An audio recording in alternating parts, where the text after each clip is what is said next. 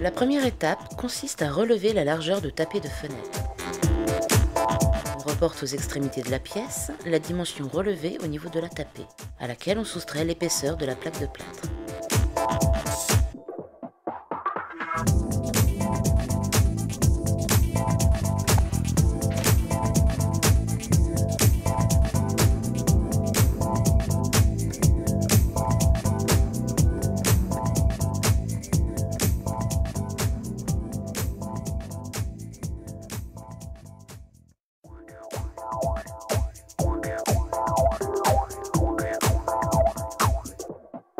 On pose les lisses selon l'implantation. Elles sont fixées tous les 60 cm maximum.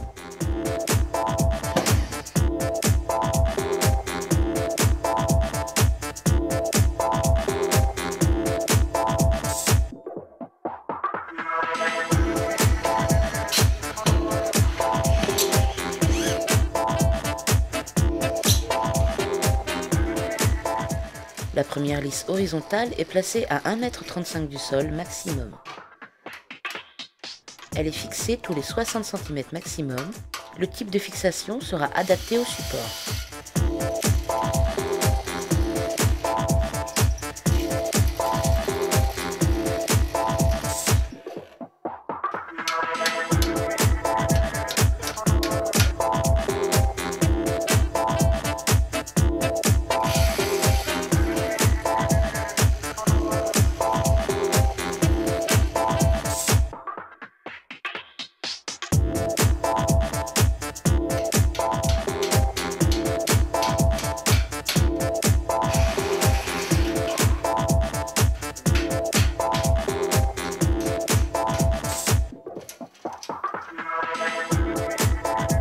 Les appuis sont placés ensuite tous les 60 cm maximum en partie courante.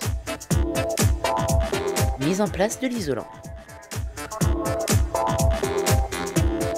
Ouverture du rouleau.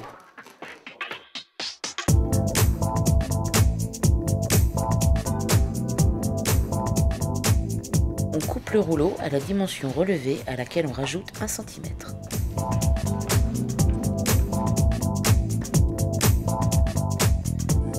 On vient ensuite placer l'isolant revêtu sur les appuis, face craft, côté intérieur.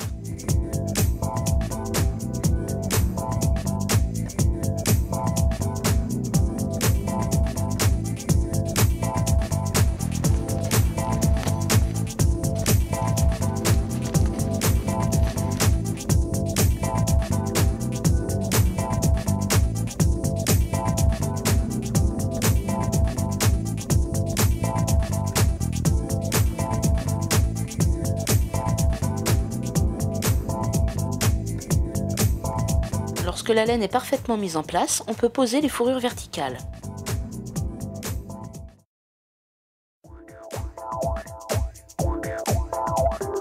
En fonction de la hauteur du mur à isoler, on pourra utiliser, si nécessaire, des éclisses.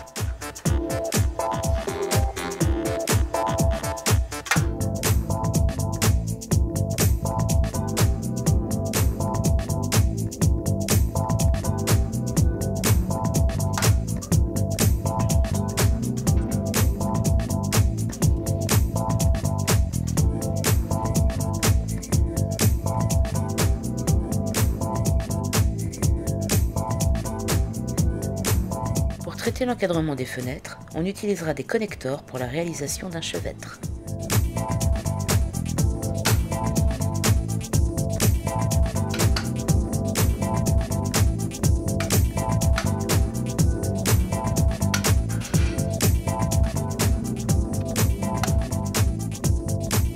Enfin, lorsque toutes les ossatures sont posées, on règle la planéité de l'ensemble avec les clés.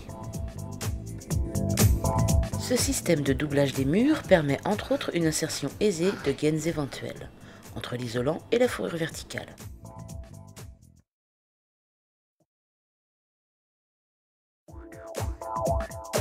On pose les plaques de plâtre parallèlement aux fourrures. Elles sont vissées tous les 30 cm maximum.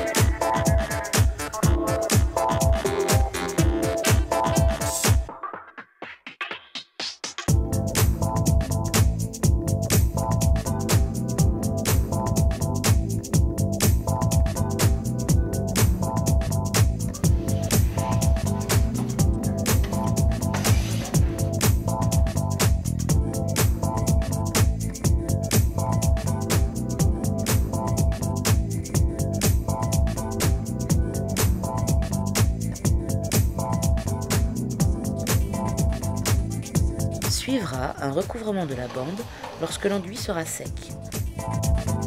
Les jonctions des plaques dans les angles sont jointoyées au mortier adhésif avant de recevoir une finition bande et enduit. Enfin, pour assurer une meilleure étanchéité à l'air, un joint souple acrylique sera réalisé en périphérie des fenêtres.